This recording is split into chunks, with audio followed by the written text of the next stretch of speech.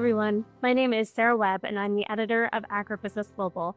For this AgriBusiness Global report, I'll be speaking with DeLisi, Chief of Fanwood Chemical Inc., about the current tariff situation, specifically when it comes to reciprocity agreements. Can you talk to me about some of the updates on recent reciprocity agreements, for example, in Malaysia, Cambodia, the Dominican Republic, and Guatemala, and how those will affect the overall industry?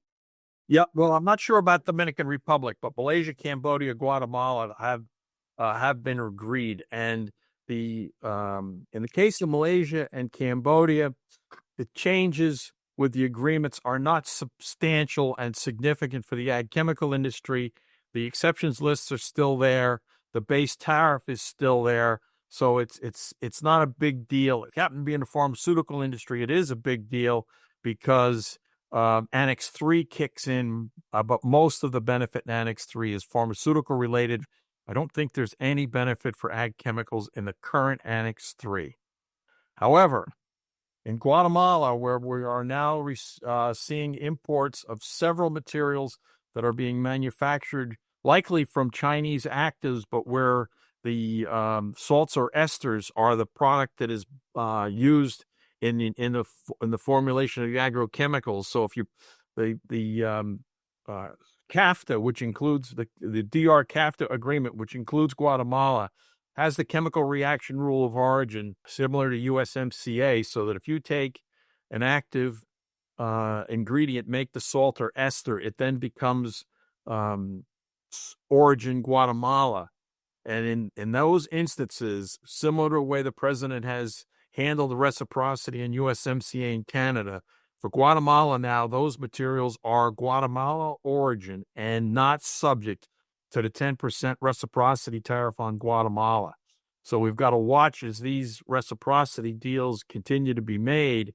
The impact on ag chemicals is going to be mixed depending upon whether there's a free trade agreement, because it looks like the pattern will be that if there is a free trade agreement, then anything that meets the rules of origin in that free trade agreement will no longer have a reciprocity attached to it, whereas anything else coming out of Guatemala would still have the 10%.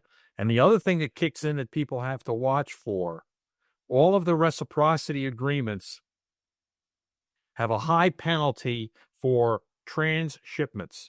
So that if you take, for instance, a Indian or Chinese product into Guatemala, do not substantially transform it so that it can be labeled made in Guatemala, there's a 40% additional tariff for transshipping that material through Guatemala. So that you got to be really, really careful how you handle materials that are warehoused in some of these countries to make sure you don't run afoul of the transshipment rules.